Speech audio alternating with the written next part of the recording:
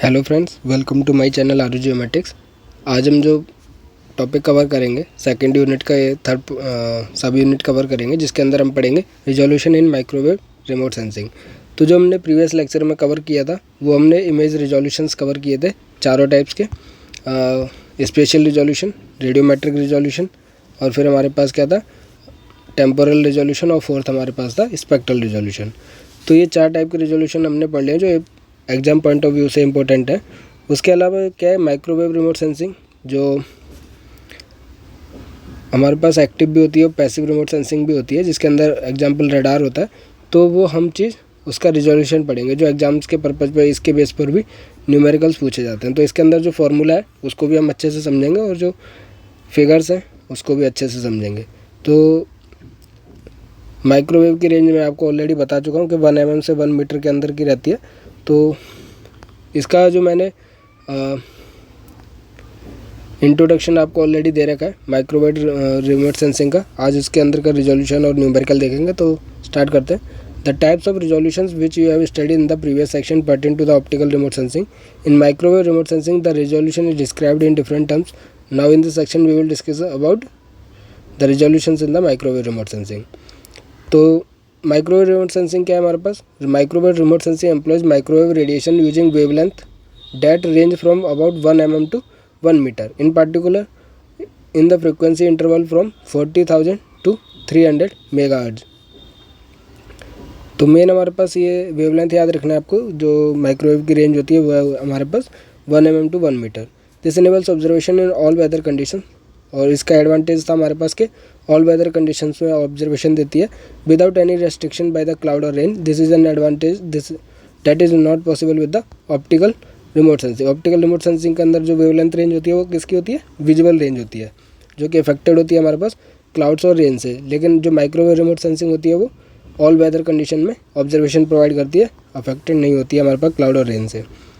There are two types of microwave remote sensing, passive and active. Already हम पढ़ चुके हैं पैसिव क्या होता है, एक्टिव क्या होता है। फिर से देख लेते हैं कि इन passive remote sensing microwave remote sensing the wavelength are so long the energy available is quite small compare to the optical wavelength.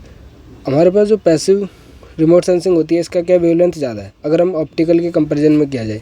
Means हमारे पास माइक्रोवेव जो वेवलेंथ रेंज होती है वो ज़्यादा हो जाती है as compare to the visual range, जो ऑप्टिकल हमारे पास वेवलेंथ होती है। तो आपने एक फार्मूला पढ़ा होगा, energy is equal to SC by lambda. Lambda की हमारे पास वेवलेंथ है, तो एनर्जी क्या इन्वर्सली प्रोपोर्शनल है वेवलेंथ के। तो माइक्रोवेव का वेवलेंथ ज़्यादा, एनर्जी कम होती है। विजुअल की क्या वेवलेंथ कम होती है, एनर्जी ज़्यादा हम रिसीव करते हैं। तो वही चीज़ बता रही है कि energy available is quite small compare to the optical wavelength. Thus IFOV must be large to detect enough energy to record a signal. तो हमारे पास इंस्टेंटेनियस फील्ड ऑफ व्यू के हमारे पास ज़्यादा होना चाहिए, जिससे कि एनर्जी जो हम चाहिए किसी एक सिग्नल को प्रोड्यूस करने के लिए एनर्जी चाहिए, तो इतनी हमारे पास गुड एनफ होना चाहिए, जिससे कि IFOV गुड एनफ होना चाहिए कि एक सिग्नल को वो रिकॉर्ड कर सके और एनर्जी को डिटेक्ट कर सके हमारे पास। Most passive microwave sensors are therefore characterized by low spatial resolution. Low spatial resolution हो जाता है क्योंकि हमारे पास जितना लो स्पेशल रिजोल्यूशन का मतलब क्या है कि जो ये डिस्टेंस जो है कवर ज़्यादा हो रहा है हमारे पास, जो डिस्टिंक्शन हो रहा है ग्राउंड का कवरेज ज़्यादा हो रहा है हमारे पास लो स्पेशल रिजोल्यूशन में। तो हमारे पास एनर्जी जो डिटेक्ट होगी सेंसर के द्वारा वो ज़्यादा होती है हमारे पास। तो जनरली माइक्रोवेव सेंसर जो होते हैं वो लो स्पेशल रिजोल्यूशन के होते हैं। Active remote sensor are generally divided into 2 distinct categories, imaging and non imaging. The most common form of the imaging active sensor is radar. Radar is an acronym of radio detection and ranging. तो ये चीज़ पूछी जा सकती है। Passive तो हमारे पास देख लिया कि उसकी प्रॉपर्टी क्या होनी चाहिए। दूसरा हमारे पास है एक्टिव रिमोट सेंसर, वो जनरली 2 में डिवाइडेड है, एक इमेजिंग नॉन इमेजिंग। इमेजिंग का एग्जांपल है रडार। रडार का फुल फॉर्म में हमारे पास radio detection and ranging, which essentially characterize the function and operation of the radar sensor. Unlike optical system, radar spatial resolution depend on specific properties of the microwave radiation है it's geometrical effects. तो generally radar का जो special resolution होता है वो depend किसके ऊपर करता है? एक तो हमारे पास माइक्रोवेव रेडिएशन की प्रॉपर्टी पर डिपेंड करता है, उसके अलावा उसकी ज्योमेट्रिकल इफेक्ट्स पर डिपेंड करता है हमारे पास। तो इमेजिंग रडार इज क्लासिफाइड, मैंने आपको प्रीवियस लेक्चर में बताया था कि इमेजिंग रडार को दो में डिवाइड किया गया है। एक है हमारे पास रियल अपर्चर रडार RAR और दूसरा हमारे पास SAR सिंथेटिक अपर्चर रडार। तो वो चीज़ के बारे में हम देखेंगे इधर।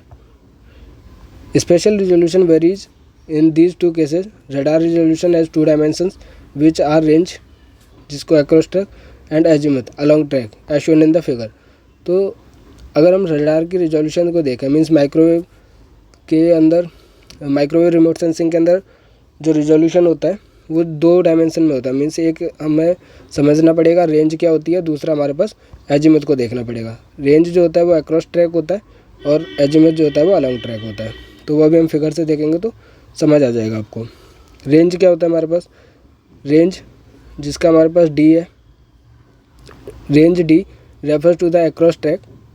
अक्रॉस ट्रैक क्यों, क्योंकि हमारे पास देखिए ये जो मूवमेंट हो रही है वो इस डायरेक्शन में हो रही है। प्लेटफॉर्म का जो मूवमेंट है या फ्लाइट पाथ जो है वो इस डायरेक्शन में, तो उसके परपेंडिकुलर डायरेक्शन में हमारे पास रेंज है हमारे पास, तो वो क्या है, अक्रॉस ट्रैक है। और जो इसके अलॉन्ग है उस डायरेक्शन में वो है हमारे पास एजीमुथ है हमारे पास उस डायरेक्शन में। तो रेंज है हमारे पास परपेंडिकुलर डायरेक्शन में और अलॉन्ग द ट्रैक हमारे पास एजीमुथ कहलाता है।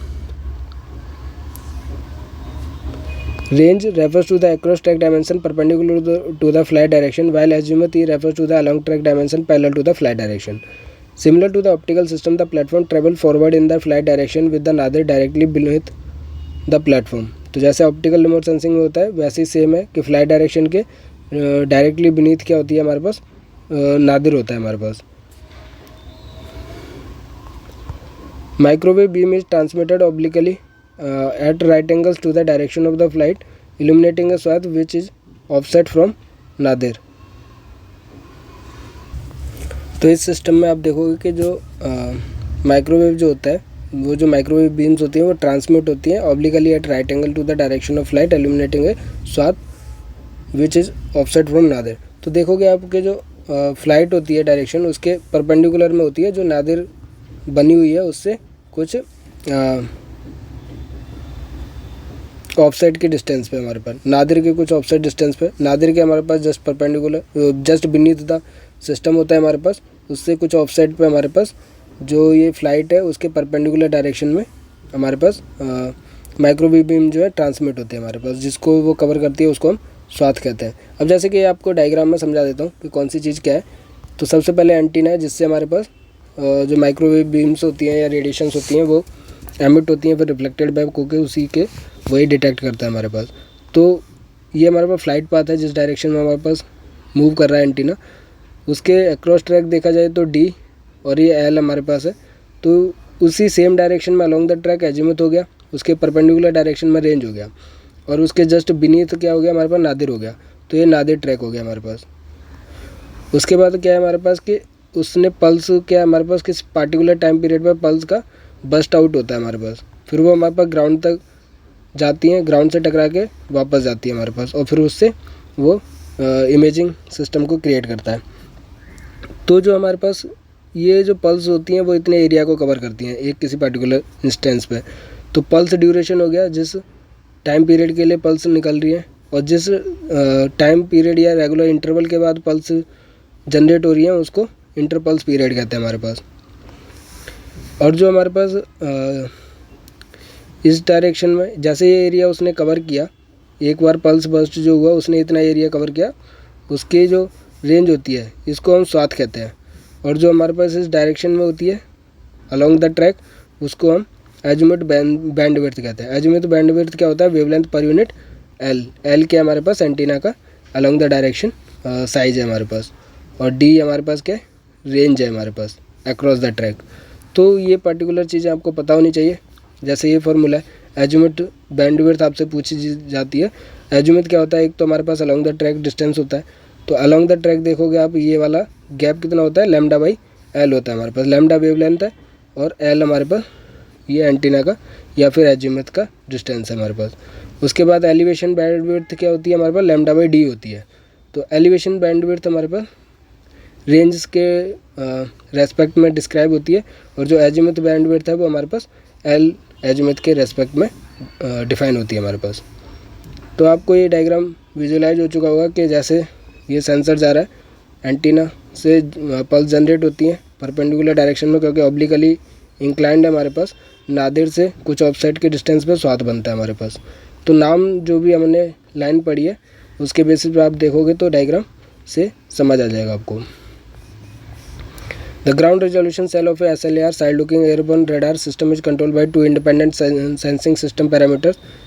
तो जो हमारे पास ग्राउंड रेजोल्यूशन सेल है, ग्राउंड पर कितना एरिया कवर होता है वो जनरली 2 पैरामीटर पर डिपेंड करता है। एक तो पल्स लेंथ पर डिपेंड करता है और एंटीना की बीम विड्थ पर डिपेंड करता है। तो ये 2 चीज़ आपको याद रखनी है कि पल्स लेंथ पर डिपेंड करता है कितनी देर तक के लिए पल्स जनरेट हो रही है, उसके साथ साथ हमारे पास एंटीना की बीम विड्थ पर डिपेंड करता है।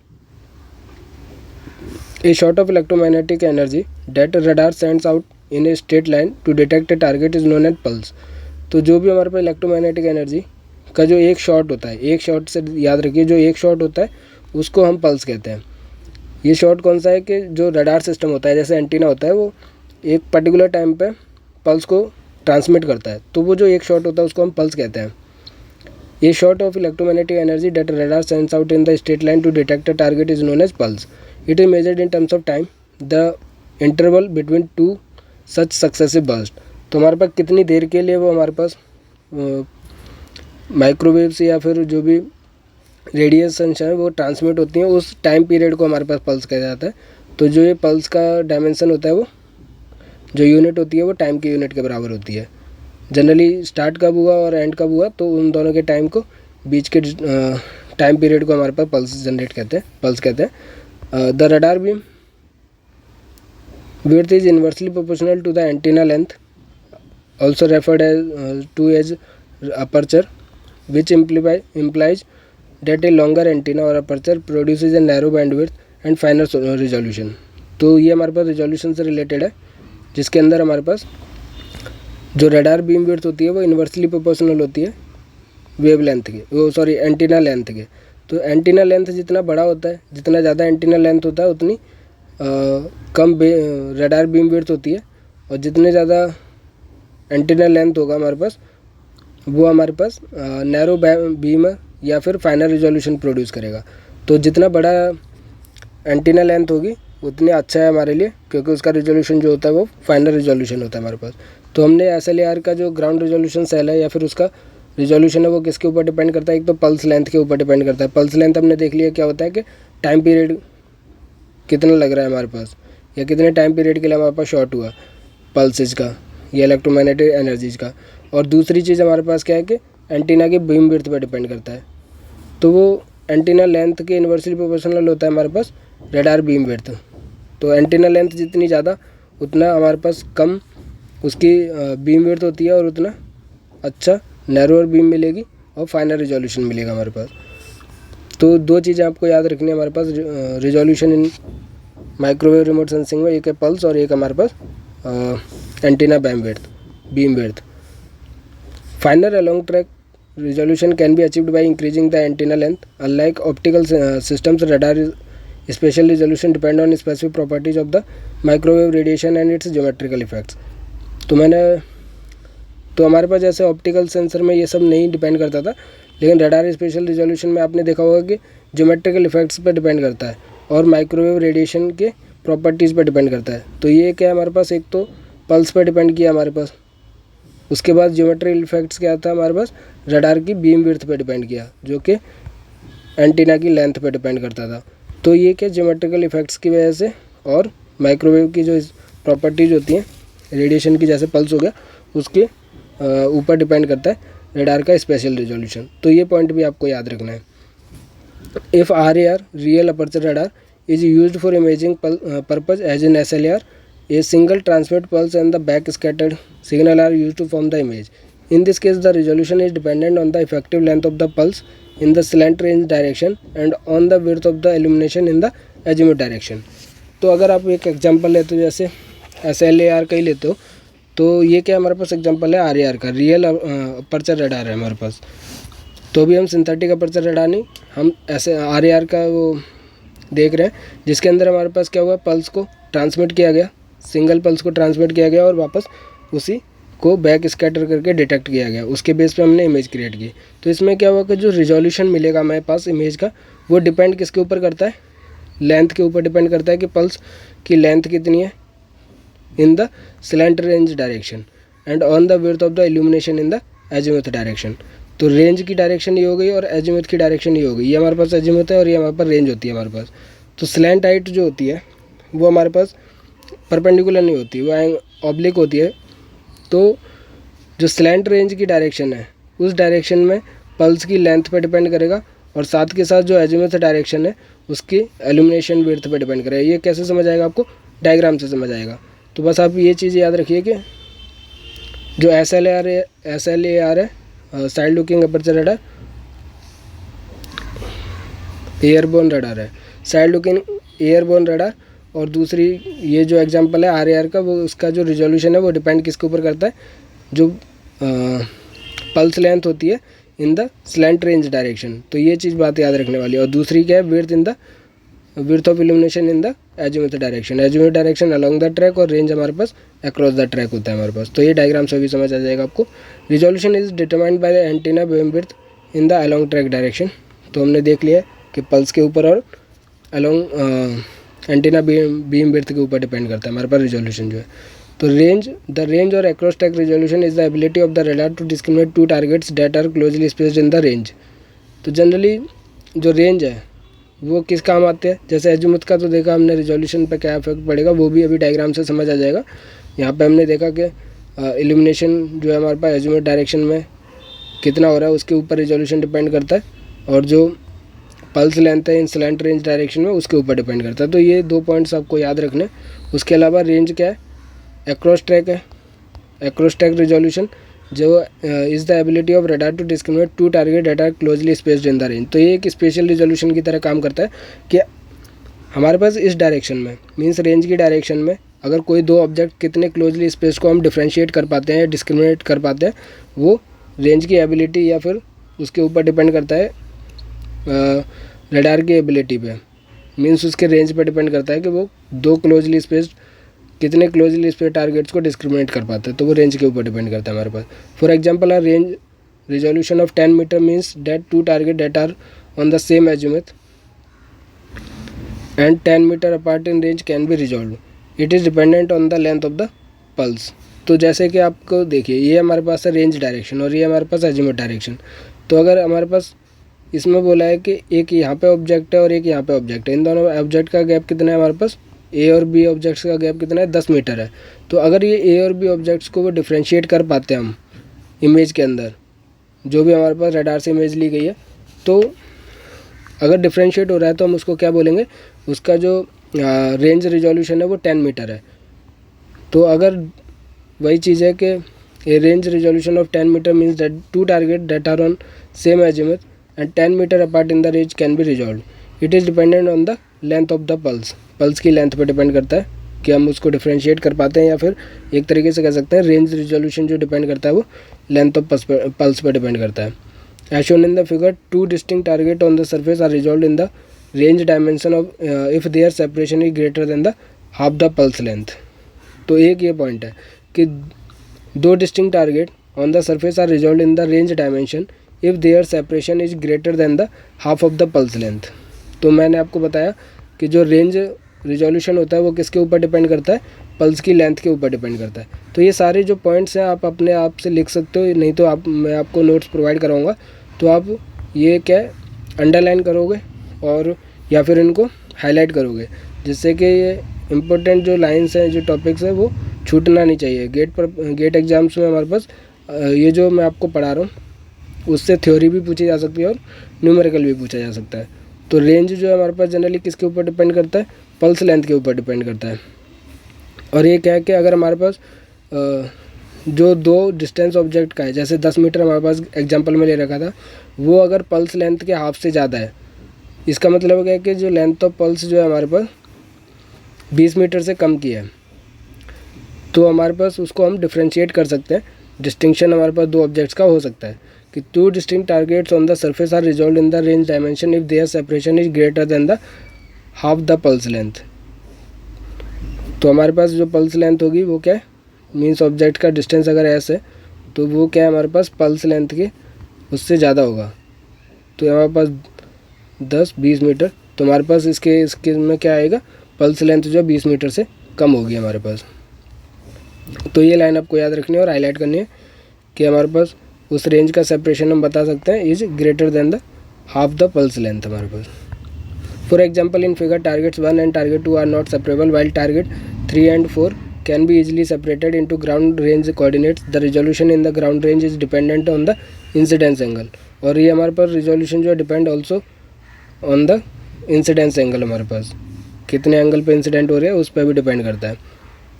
दस for fixed slant range resolution the ground range resolution decrease with the increasing range. तो जो हमारे पास अगर स्लैंट रेंज को रिजोल्यूशन को फिक्स कर दिया जाए तो हमारे पास जो ग्राउंड रेंज रिजोल्यूशन होता है वो इन्वर्सली प्रोपोर्शनल होता है हमारे पास रेंज के।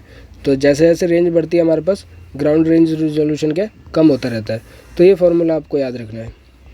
जो भी हमने अब तक थ्योरी पढ़ी है वो इस फार्मूला की पढ़ी है। अगर आपको ये फार्मूला समझ आ जाता है तो आपको कुछ करने की ज़रूरत नहीं है, न्यूमेरिकल और थ्योरी दोनों चीज़ समझ आ जाएगी। इसमें जो टर्मिनोलॉजी है वो है आर। तो इसमें क्या रेंज है हमारे पास, आर जो है रेंज है is equal to T into C. C हमारे पास स्पीड ऑफ लाइट है, टी हमारे पास ड्यूरेशन ऑफ रडार पल्स है, कितनी देर के लिए रडार हमने बर्स्ट की, तो duration of radar pulse, speed of light, और गामा जो है हमारे पास डिप्रेशन एंगल। जैसे कि मैंने आपको प्रीवियस लेक्चर में बताया था कि डिप्रेशन एंगल हमारे पास गेट एग्ज़ाम में पूछा जा सकता है, और वो हमारे पास मैंने देखा है काफ़ी एंट्रेंस एग्जाम में डिप्रेशन एंगल के बारे में पूछा जाता है कि वो होता क्या है। तो अगर आप देखोगे आर के हमारे पास रेंज है, रेंज और एक्रोस ट्रैक स्पेशल रिजोल्यूशन का एग्जाम्पल है। इसमें हमने देखा था कि 1 और 2 जो हमारे पास क्लियरली विजिबल नहीं होते हैं, रिजोल्यूशन को इतना विजिबल नहीं होता है हमारे पास, और जो 3 और 4 है वो हमारे पास आर रिजॉल्व होते हैं हमारे पास। तो distance between towers 1 and 2 between towers and 3 and 4 कितना है 30 मीटर। तो इस डायग्राम को समझते हैं अभी और इस फॉर्मूला को भी देख लेते हैं। तो देखिए इस डायग्राम में क्या समझा रखा है, जैसे एक एंटीना है तो वो हमारे पास ये हमारे पास डायरेक्शन है। तो एंटीना से हमारे पास वेव्स जनरेट हो रही हैं, जो भी रेडिएशंस हैं वो जनरेट होंगी। उसके अंदर क्या है पल्स लेंथ कितनी है, मीन्स कितनी देर के लिए बर्स्ट हो रही है। तो टी की वैल्यू कितनी हो गई 0.1 इंटू 10⁻⁻6 सेकेंड। और दूसरी चीज़ हमें सी पता है स्पीड ऑफ लाइट जो कि होता है 3 इंटू 10⁸ मीटर पर सेकेंड। तो हमारे पास जो डिस्टेंस है इन दोनों के बीच का, मीन्स टावर 1 और टावर 2 के बीच का डिस्टेंस कितना हो जाएगा, या फिर टावर 3 और टावर 4 के बीच का डिस्टेंस हमारे पास कितना है टी इंटू सी। तो टी इंटू सी करोगे आप तो कितना आ जाएगा 30 मीटर आ जाएगा। तो वही चीज़ है distance between towers 1 and 2 and between towers 3 and 4 कितना हो गया 30 मीटर हो गया।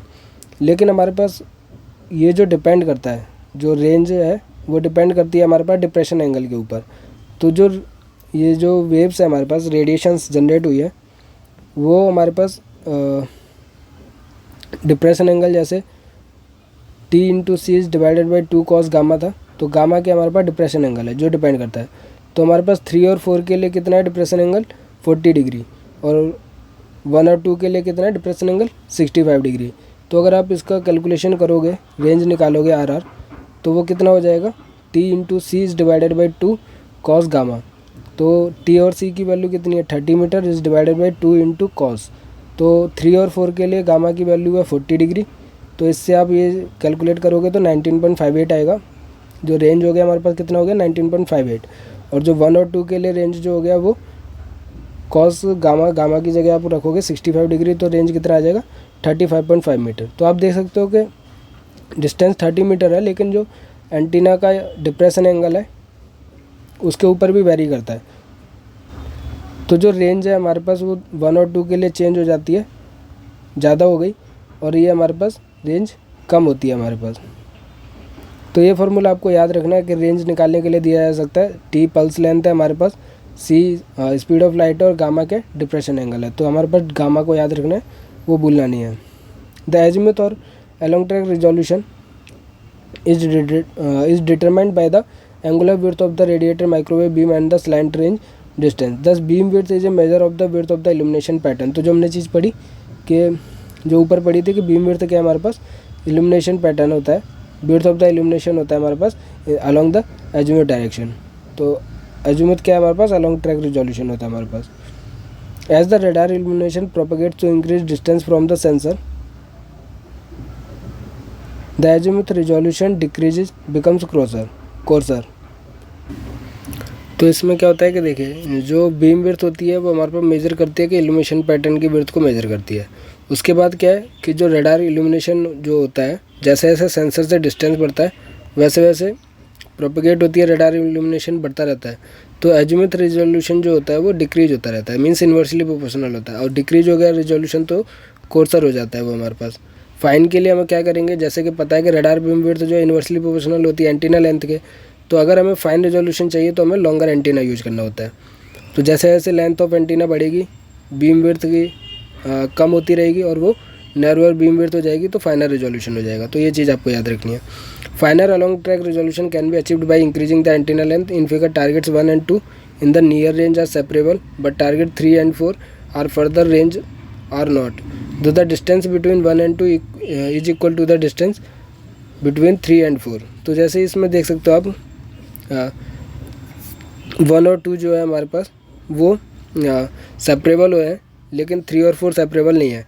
जबकि हमारे पास देखा जाए कि इन दोनों के बीच का डिस्टेंस क्या इक्वल है हमारे पास। तो वो डिपेंड किसके ऊपर करता है, हमारे पास इस एजिमुथ और रडार बीम विड्थ के ऊपर डिपेंड करता है, मीन्स लेंथ ऑफ एंटीना के ऊपर डिपेंड करता है। तो ये क्या एजिमुथ रिजोल्यूशन है जो कि हमारे पास कम होता है जैसे जैसे लेंथ ऑफ सेंसर से डिस्टेंस जो है इंक्रीज होता रहता है। तो as the radar illumination propagates to increase distance from the sensor azimuth resolution decreases. तो उसके लिए अगर रिजोल्यूशन फाइन करना होता है तो हमें एंटीना की लेंथ बढ़ानी पड़ती है। तो आप देख सकते हो कि 1 और 2 जो है सेपरेबल है। देखिए इन दोनों के बीच का डिस्टेंस और इन दोनों के बीच का डिस्टेंस क्या इक्वल है, लेकिन हमारे पास जो एंटीना से जो सेंसर से जैसे जैसे डिस्टेंस बढ़ता रहता है हमारे पास विड्थ ऑफ इल्यूमिनेशन प्रोपेगेट होती है, मीन्स कम होती है, और डिस्टेंस सेंसर से बढ़ता है तो हमारे पास एजिमुथ रिजोल्यूशन कम हो जाता है। तो यहाँ पे क्या है, ये जो 3 और 4 टारगेट्स हैं इनके एजिमुथ रिजोल्यूशन कम है एज़ कम्पेयर टू द 1 और 2। तो 1 और 2 का ज़्यादा रिजोल्यूशन है तो इसको हम ईजिली सेपरेबल होते हैं, 3 और 4 इतना सेपरेबल नहीं होते। ये फार रेंज है और ये हमारे पास नियर रेंज है हमारे पास। तो सेंसर से दूर जाने पे हमारे पास एजिमुथ जो रिजोल्यूशन है वो कम हो जाता है। अभी जो हमारे पास डायग्राम है इसके अंदर हमने क्या पढ़ा है कि ग्राउंड रेंज भी पूछा जाता है। तो ग्राउंड रेंज का सिंपल सा फॉर्मूला है कि ये हमारे पास सेंसर है, उसके नीचे देखोगे नादिर पॉइंट के नीचे बिल्कुल बीनीथ द सेंसर देखोगे तो उसको हम हाइट कहते हैं। ये मान लीजिए एच है हमारे पास, ये हमारे पास स्लैंट रेंज है। ये अपन को पता है कि फ्लैट पार्ट से जो एंगल नापते हैं ये हमारे पास डिप्रेशन एंगल हो जाता है। तो ये डिप्रेशन एंगल है, ये स्लैंट रेंज डिस्प्ले प्लेन है, इतने एरिया में वो वेव्स जनरेट हो रही है हमारे पास। तो जो स्लैंट रेंज और ग्राउंड रेंज होती है इसमें हम क्या हाइपोटेन्यूस फार्मूला लगाते हैं तो क्या हो जाता है, ground range is equal to slant range का स्क्वायर माइनस का हाइट का स्क्वायर का अंडर रूट। तो ये क्या हाइपोटेन्यूस पाइथागोरस थ्योरम लगा दिया हमने तो ग्राउंड रेंज निकल जाता है। तो ये फॉर्मूला पूछा जा सकता है कि ground range is equal to square root of slant range square minus का हाइट स्क्वायर है। उसके बाद हमारे पास है relationship between different types of resolution. जैसे हमने 4 टाइप के रिजोल्यूशन देखे थे, रेडियोमेट्रिक, टेम्पोरल, 3rd 4th देखा था, 1st और 2nd था स्पेशियल और स्पेक्ट्रल रिजोल्यूशन। तो उनके बीच का क्या रिलेशन है, क्योंकि ऐसा नहीं है कि जिस सेंसर का रिजोल्यूशन स्पेशल रिजोल्यूशन बेटर है तो उसका स्पेक्ट्रल रिजोल्यूशन भी बेटर हो सकता है कि अगर उसके स्पेशल और स्पेक्ट्रल रिजोल्यूशन बेटर है तो रेडियोमेट्रिक रिजोल्यूशन बेटर ना हो। तो ये चीज़ हम देख लेते हैं कि क्या रिलेशनशिप होता है उनके बीच में। You have read in earlier sections that arrangement of pixel describe spatial structure. हमें पता है कि अरेंजमेंट ऑफ पिक्सल्स को रिलेटेड केस को क्या कहते हैं, spatial structure of an image, where as radiometric characteristic describe the actual information content in an image. तो जो हमारे पास इंटेंसिटी पहुंचती है हमारे पास जनरली उसी बेसिस पे इमेज के ऑब्जेक्ट के फीचर को हम डिफाइन कर पाते हैं। तो वो जो एक्चुअल करेक्टरिस्टिक डिस्क्राइब होता है वो रेडियोमेट्रिक रिजोल्यूशन से पता चलता है हमें। तो radiometric resolution of an imaging system describe its ability to discriminate very slight differences in energy. तो ये सब मैंने आपको समझा रखा है कि रेडियोमेट्रिक रिजोल्यूशन क्या होता है, कि एक स्लाइट डिफरेंस को, कितना मिनिमम एनर्जी डिफरेंस को हम डिस्क्रिमिनेट या डिस्क्राइब कर सकते हैं या डिफ्रेंशिएट कर सकते हैं, उसको रेडियोमेट्रिक रिजोल्यूशन कहते हैं. The finer the radiometric resolution of sensor, the more sensitive it is to detecting small differences in reflected or emitted energy. In addition to above basic parameters, sensor must also have a high geometric fidelity and images of different bands should be well registered to enable multispectral resolution classification. तो हमारे पास जो 3 type के जो हमारे पास resolutions है, एक तो multi spectral classification, multi spectral resolution हमने पढ़ा था. उसके अलावा हमारे पास जो इमेजेस का डिफरेंट बैंड्स होते हैं जो मल्टी स्पेक्ट्रल को डिफाइन करते हैं. उसके साथ साथ हमारे पास हाई ज्योमेट्रिक फिडेबिलिटी जो स्पेशल रिजोल्यूशन से रिलेटेड है, और रेडियोमेट्रिक रिजोल्यूशन जो हमारे पास एक्चुअल करेक्टरिस्टिक बताती है हमारे पास इमेज का, जो इन्फॉर्मेशन कैरी करती है रेडियोमेट्रिक रिजोल्यूशन से पता चलता है. तो ये सारी चीज़ें हमारे पास एक दूसरे से लिंक होती हैं. तो वो देखते हैं कि most first time users of the remote sensing assume that higher resolution provides more detail which in turn must yield more information for feature identification and analysis. Although it is true that higher resolution generate more data, however it is not always synonymous with more information. तो आपको ये चीज़ मैं आपको समझाने की कोशिश कर रहा था कि हायर रिजोल्यूशन का मतलब है कि हमारे पास इमेज की क्वालिटी जो बेटर है, मीन्स के जो डेटा उसके अंदर अवेलेबल है वो इम्पोर्टेंट है. लेकिन इसका मतलब हमेशा ये नहीं है कि उसके अंदर की जो इन्फॉर्मेशन है वो हमें ज़्यादा मिल सकती है. बेसिकली हमें जिस पर्टिकुलर पर्पज़ के लिए चाहिए होती है, हमें उस टाइप का रिजोल्यूशन फाइनल रखना होता है. तो ये अभी आपको समझ आ जाएगा कि इन तीनों में डिफरेंट क्या है. The particular challenge in monitoring land areas is to capture the patterns of the spatially detailed land cover change within the context of seasonal land cover dynamics. Imagery is always acquired with a spatial, spectral and temporal context. Figure depicts the relationship between spatial resolution and temporal resolution in various types of data. तो जैसे कि अगर आपको कोई land cover change कितना हो रहा है वो देखना है, तो आपको सबसे मेन चीज़ देखनी है उसकी स्पेशल रिजोल्यूशन. हमारे पास जो स्पेशली डिटेल देखनी है वो हाई रखनी है. तो जो फाइनल स्पेशल रिजोल्यूशन होगा उस टाइप का सेंसर यूज करना पड़ेगा, क्योंकि हमारे पास लैंड कवर के जो भी चेंज हुआ है उसको देखना है.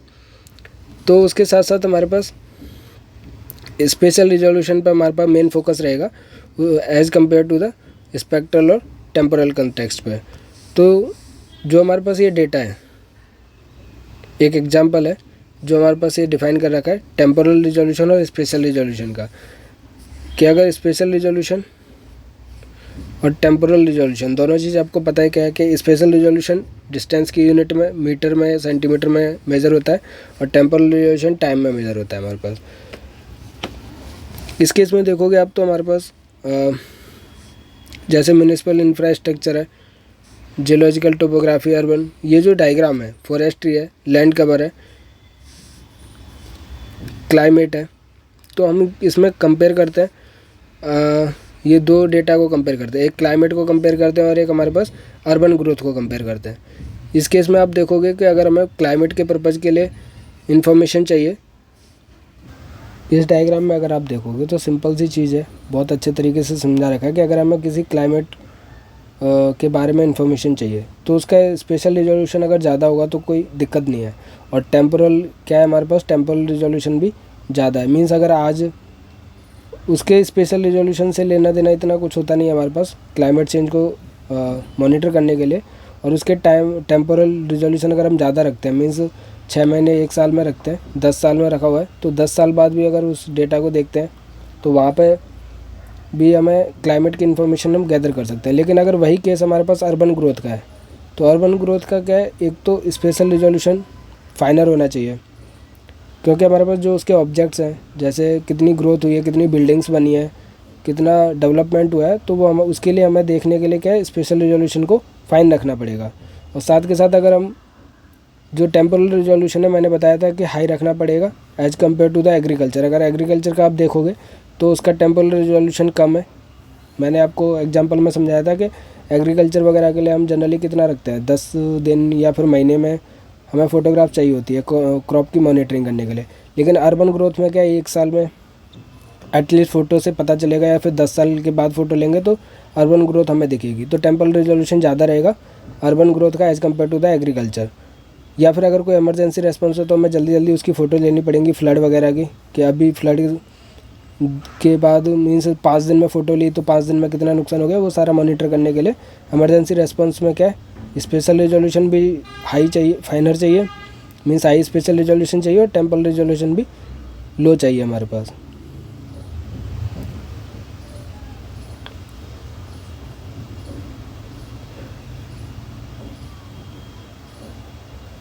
तो क्लाइमेट चेंज के लिए और वेदर के एक और एग्जांपल देखते हैं कि क्लाइमेट चेंज के लिए देख रहे हो आपके, और वेदर के लिए, इन दोनों के लिए क्या स्पेशल रिजोल्यूशन इतना मैटर नहीं करता जितना टेम्पोरल रिजोल्यूशन है। वेदर अगर प्रेडिक्ट करना है हमारे पास तो जल्दी जल्दी हमारे पास इन्फॉर्मेशन चाहिए, तो टेम्पोरल रिजोल्यूशन लो हो गया हमारे पास। क्लाइमेट क्या हमारे पास कुछ सालों के बाद चेंज होता है, बहुत साल चाहिए, तो टेम्पोरल रिजोल्यूशन ज़्यादा है। तो ये जो डायग्राम है उससे आपको पता चल जाएगा, आप अपने दिमाग में भी सोच सकते हो कि किस पर्पज़ के लिए हमारे पास चाहिए, उस पर्पज़ के हिसाब से हमें रिजोल्यूशन की प्रॉपर्टी को रखना पड़ता है। तो वही चीज़ मैं आपको समझा रहा हूँ कि एक रिजोल्यूशन जो हम सेलेक्ट करते हैं कि हमें कौन सा हाई रिजोल्यूशन चाहिए, वो उसके पर्पज़ पे डिपेंड करता है हमारे पास। Images acquired repetitively through time record the dynamics of the surface cover change that result from biophysical, geochemical and socio-economical process operating within the Earth system. Remote sensing provides the facility of monitoring the sudden and short-lived changes requiring swift data acquisition and analysis to monitor and evaluate the impact of the events such as storms, tsunamis, hurricanes, flood, effluent discharge, droughts, forest fire, locust plagues, dispersion rate of the oil slicks and development and monitor of phytoplankton blooms in estuaries. तो इन सब के लिए क्या है, ये सारी चीज़ें एक ही पर्पज़ बता रही हूँ जो मैंने आपको डायग्राम में बताया कि ये सारे इवेंट्स को अगर मॉनिटर करना है तो टेम्पोरल रिजोल्यूशन पर ध्यान देना पड़ेगा हमारे पास। जो हमारे पास इमरजेंसी रेस्पॉन्स था उसके ऊपर देखना है तो, और जो ग्रोथ, अर्बन ग्रोथ वगैरह देखना है तो उसके लिए भी टेम्पोरल पे ध्यान देना होगा। मीन्स टेम्पोरल ज़्यादा होगा अर्बन ग्रोथ वगैरह देखना है तो, और अगर इमरजेंसी देखना है तो टेम्पोरल रिजोल्यूशन लो होगा हमारे पास।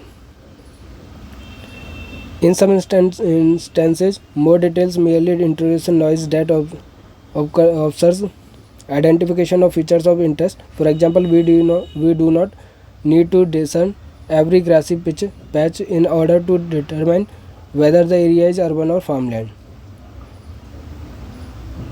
There are trade-offs between spectral, spatial and radiometric resolution, which are taken into consideration when engineers design a sensor. For high spatial resolution, तो देखिए अब तक जो हमने देखा वो हमने दो चीज़ में देखा, एक तो स्पेशल रिजोल्यूशन में देखा, उसके साथ हमने टेम्पोरल रिजोल्यूशन में देखा। तो वही सेम ट्रेड ऑफ हम केस में देखेंगे। बाकी जो तीन है, स्पेशल है, स्पेक्ट्रल और रेडियोमेट्रिक रिजोल्यूशन है, उसके ऊपर डिपेंड करेगा। वो किसी के लिए सेंसर को हम इंजीनियर जो सेंसर को किस बेस पर डिज़ाइन करे, हमें मीन्स क्या चीज़ फाइनर चाहिए, वो चीज़ हमें पर्पज़ पे डिपेंड करती है। तो उसी से रिलेटेड है, उसके बीच का ट्रेड ऑफ देख लेते हैं क्या होता है। For higher spatial resolution the sensor has to have a small IFOV। अगर हमें हायर स्पेशल रिजोल्यूशन चाहिए तो हमें क्या IFOV को छोटा रखना पड़ेगा। However this reduces the amount of energy that can be detected as the area of ground resolution cell within the IFOV becomes smaller. तो जब IFOV कम होगा तो ग्राउंड कवरेज कम होगा, तो उससे जो एनर्जी जो रेडिएशंस का एनर्जी एमिट करके सेंसर तक पहुँचेंगी वो भी हमारे पास लो हो जाएंगी, क्योंकि एरिया कवरेज क्या कम हो जाता है हमारे पास। This leads to reduce radiometric resolution. तो इससे क्या हमारे पास रेडियोमेट्रिक रिजोल्यूशन कम हो जाएगा। तो आप देख रहे हो अगर हमें स्पेशल रिजोल्यूशन को बढ़ाना है तो IFOV को कम करना पड़ेगा। IFOV कम हुआ है हमारे पास तो एरिया का जो कवरेज है या फिर जो एनर्जी डिटेक्ट होगी वो हमारे पास कम हो जाएगी, जिससे क्या रेडियोमेट्रिक रिजोल्यूशन कम हो जाएगा। That is ability to detect fine energy differences. To increase the amount of energy detected and radiometric resolution without reducing spatial resolution, we have to broaden the wavelength range detected for a particular channel or band।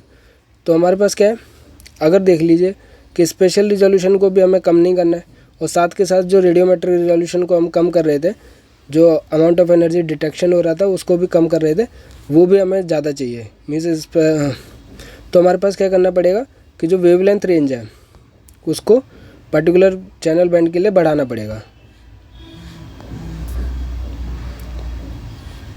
अब particular channel band के लिए बढ़ाना पड़ेगा तो unfortunately क्या हो गया, हमारे पास स्पेक्ट्रल रिजोल्यूशन कम हो गया। तो मैं आपको वही चीज़ समझा रहा हूँ कि अगर किसी भी सेंसर का स्पेशल रिजोल्यूशन बेटर है तो ज़रूरी नहीं है कि उसका रेडियोमेट्रिक रिजोल्यूशन भी बेटर हो, स्पेक्ट्रल रिजोल्यूशन भी बेटर हो। अगर मान लीजिए कि अगर हमने ऐसी चीज़ अपना ली कि जैसे कि हमारे पास ये एग्जांपल है कि हमने क्या किया कि जो वेवलेंथ रेंज है पर्टिकुलर बैंड के लिए वो इंक्रीज कर दी क्या है, स्पेशल रिजोल्यूशन बेटर हो गया, साथ के साथ हमारे पास रेडियोमेट्रिक रिजोल्यूशन बेटर हो गया। लेकिन अनफॉर्चुनेटली हमारे पास क्या हुआ, स्पेक्ट्रल रिजोल्यूशन कम हो गया हमारे पास। तो ये क्या एक दूसरे से इंटरलिंक होते हैं हमारे पास। Conversely coarser spatial resolution would allow improved radiometric और स्पेक्ट्रल रिजोल्यूशन। अगर हम स्पेशल रिजोल्यूशन की कोर्सर यूज करते हैं तो हमारे पास ऑटोमेटिकली क्या हो जाएगा, रेडियोमेट्रिक रिजोल्यूशन बढ़ जाएगा और साथ के साथ स्पेक्ट्रल रिजोल्यूशन भी बढ़ जाएगा। Thus, these three types of resolution must be balanced against the desired capabilities and objective of the sensor। तो वही मैं कह रहा हूँ कि किस पर्पज़ किस थीम के लिए हम उसको यूज़ कर रहे हैं, मीन्स क्या ऑब्जेक्टिव है हमारे पास सेंसर का और कैपेबिलिटी क्या है उसकी, उसके ऊपर डिपेंड करता है और उसी के बेसिस पे हम तीनों रिजोल्यूशन के बीच का बैलेंस बना कर चलते हैं। तो ये जो ग्राफ है हमारा, जो ये पैराग्राफ है वो इम्पोर्टेंट है आपको पूरे एग्जाम पर्पज़ के लिए समझने के लिए। तो ये आपके लिए मोस्ट इम्पोर्टेंट है। तो ये आप पैराग्राफ बार बार पढ़ना और समझना है इसके लिए। अगर कुछ भी डाउट होगा तो आप प्लीज़ कमेंट सेक्शन में लिखना। You have seen that the timely use of the remote sensing information which has increase over past 20 years provides information essentially for monitoring and mitigating environmental problems that occur suddenly on a big scale. The ability to obtain data rapidly and inexpensively over large geographic regions means that remote sensing can help us document the local, regional and global consequences of acute and chronic changes in the ecosystem and environment. तो ये generally कह रहा है कि climate change के बारे में है कि अगर आपको क्लाइमेट चेंज के बारे में इन्फॉर्मेशन चाहिए तो हमारे पास टेम्पोरल इन्फॉर्मेशन ज़्यादा रिजोल्यूशन जो ज़्यादा होता है। उसके अलावा क्या है कि 20 years का डेटा से हम जो भी एनवायरनमेंट की प्रॉब्लम्स हैं या फिर लार्ज जियोग्राफिक रीजन को कवर करके हम उसके जो भी हमारे पास चेंजेस हुए हैं, एक्यूट और क्रॉनिक चेंजेस हुए हैं इकोसिस्टम या एनवायरनमेंट के अंदर, वो हम मॉनिटर कर सकते हैं। Finally in addition to this spatial and temporal advantages, remote sensing offer the advantage of a wide spectral coverage. तो जैसे कि हमने स्पेशल और टेम्पोरल एडवांटेजेस उन दोनों का कंपैरिजन हमने ऑलरेडी देखा था ग्राफ में, और बाकी तीनों का जो बैलेंस था वो कैसे करके चलता है वो भी हमने पैराग्राफ में देख लिया। तो in addition to its spatial and temporal advantages, remote sensing offer the advantage of a wide spectral coverage. तो अगर किसी का स्पेशल और टेम्पोरल एडवांटेज है तो उसका क्या स्पेक्ट्रल कवरेज भी बेटर होता है हमारे पास। During the geological field work our eyes are capable of detecting particular lithology based on the colour and we have no difficulty in distinguishing sandstone from granite based on colour because different lithology reflects radiation and their colour or spectral signature offer contrast with that of the background. We can use remote sensing to identify and detect rock types within the landscape. तो इसका कहने का मतलब है कि हमारे आँखों से जो साफ साफ पता चल जाता है, जैसे डिफरेंट टाइप्स ऑफ रॉक्स हैं तो उनका कलर अलग अलग होता है। तो विजुअल रेंज के अंदर क्या है, वो रिफ्लेक्शन अलग अलग होता है कलर्स का, तो उससे ईजिली डिटेक्ट हो जाता है। वो हमारे पास जो है उनका स्पेक्ट्रल सिग्नेचर जो है वो मीन्स अच्छा होता है, स्पेक्ट्रल कवरेज जो होता है वो अच्छा होता है। तो उनके स्पेक्ट्रल सिग्नेचर या कलर की वजह से हम उनको डिफ्रेंशिएट कर सकते हैं। और साथ के साथ क्या हम रिमोट सेंसिंग को भी यूज कर सकते हैं, detect rock types with in the landscape. वो हमने पढ़ा था जब हम स्पेक्ट्रल सिग्नेचर पढ़ रहे थे कि रॉक टाइप्स के लिए हमारे पास फाइनल रिजोल्यूशन की ज़रूरत पड़ती है, स्पेक्ट्रल रिजोल्यूशन की ज़रूरत पड़ती है एज़ कम्पेयर टू द अगर वेजिटेशन और वाटर की फीचर को डिटेक्ट कर रहे हैं। तो ये सब हमारे पास का रिजोल्यूशन से रिलेटेड था, और जो कि हमारे पास रिजोल्यूशन बहुत इंपॉर्टेंट टॉपिक था एग्जाम पर्पज़ के लिए, वो हमने कवर किया। अब जो नेक्स्ट यूनिट में कवर करेंगे, जो एग्ज़ाम्स में मैंने देखा था गेट एग्ज़ाम में प्रीवियस ईयर्स में, गेट 2022 में, उसमें ये जो मेजर स्पेस प्रोग्राम्स हैं या सैटेलाइट्स के ऊपर हमारे पास बहुत सारे क्वेश्चन आए थे, जैसे लैंडसैट के बारे में, स्पॉट, रेडार सेट, और हमारे पास कमर्शियल सैटेलाइट्स होते हैं जैसे क्विकबर्ड, इकोनोस और ऑरव्यू। इनके बारे में थोड़ी थोड़ी डिटेल या फिर जल्दी से जो एग्ज़ाम पर्पज़ के लिए इंपॉर्टेंट है वो चीज़ देखेंगे थर्ड यूनिट के अंदर। तो आज की यूनिट के लिए, आज के लेक्चर में इतना ही। अगर आपको मेरा लेक्चर पसंद आया तो प्लीज़ लाइक कीजिए और अपने दोस्तों के साथ शेयर कीजिए और मेरे चैनल को सब्सक्राइब कीजिए। साथ के साथ आप टेलीग्राम पर जुड़ सकते हो, जिसका लिंक जो आपको वीडियो के डिस्क्रिप्शन में मिल जाएगा। Thank you.